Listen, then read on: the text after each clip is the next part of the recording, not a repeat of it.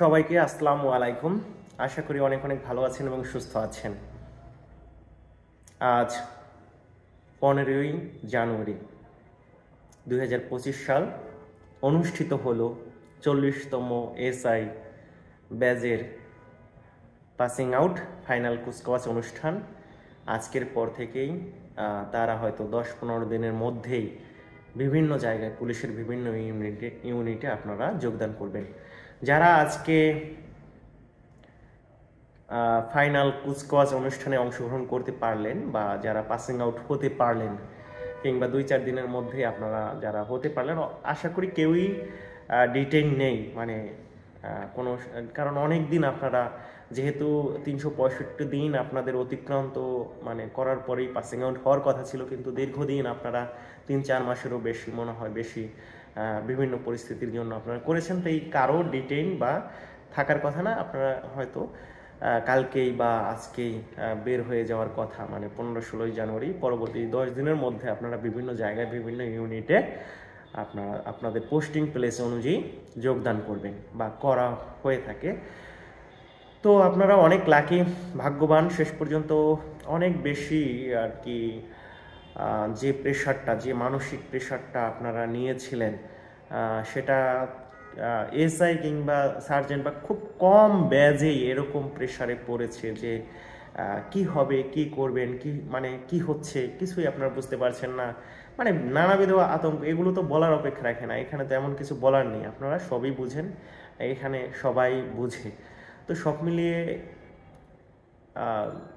আসলেই আসলেই আসলেই আপনাদের কি বলবো, অনেক বেশি আপনারা ভাগ্যবান। তো আপনারা যোগদান করবেন বাংলাদেশ পুলিশে, আপনাদের অবশ্যই স্বাগতম। অনেক অনেক ভালো থাকবেন, সুস্থ থাকবেন। এবং আরেকটু কথা শেষ পর্যন্ত এটুকু বলতে হয়, যারা যোগদান করতে পারেননি তাদের জন্য গভীর সমবেদনা জানাই। এই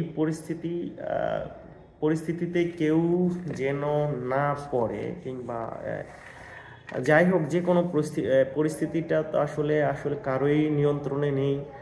আর বিভিন্ন বিষয় হতে পারে, এটা ঊর্ধ্বতন কর্তৃপক্ষের বিষয়, এখানে আসলে আমাদের কথা বলার কিছু নেই। তারা যেটা মনে করেছে সেটাই ভালো। কিন্তু কথা হলো, আপনারা যদি রিজিকে বিশ্বাস করেন, মহান আল্লাহ তাআলায় বিশ্বাস করেন, তাহলে রিজিকটা মেনে নেন, যেখানেই হোক না কেন। সেখানে আপনারা, আশা করি এটা আপনাদের জীবনের জন্য ভালো হতে পারে।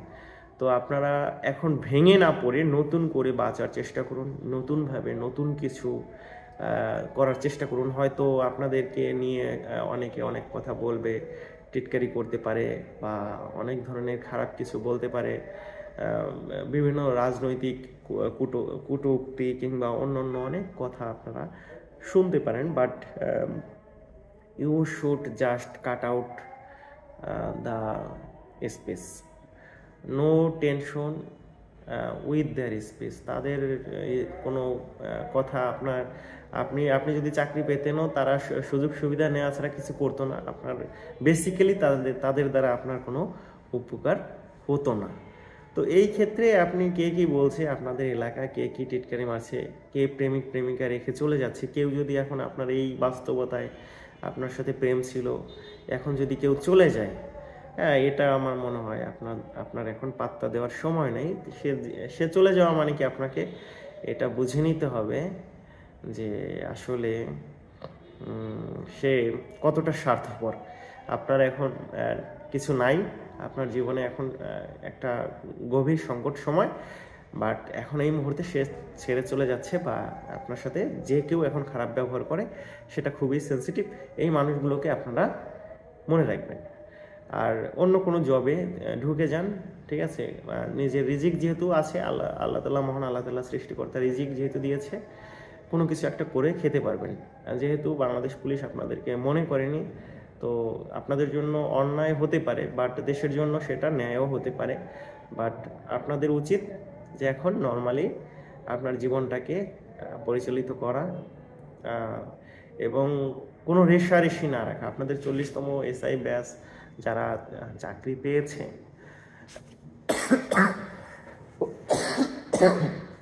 সরি, যারা চাকরি পেয়েছে তাদের জন্য হিংসা না করা, বা যারা চাকরি আপনারা পেলেন, যারা চাকরি থেকে পায়নি বা চলে গিয়েছে, তাদের প্রতিও আপনাদের দৃষ্টিভঙ্গিটা স্বাভাবিক রাখবেন। আশা করি আপনারা ব্যাচমেটের মতোই ব্যবহার করবেন এবং তাদের প্রতি খারাপ ব্যবহার করবেন না, এবং আমাদেরও সমাজের দৃষ্টিকোণ থেকে উচিত যে তাদের প্রতি অন্যায় না করা।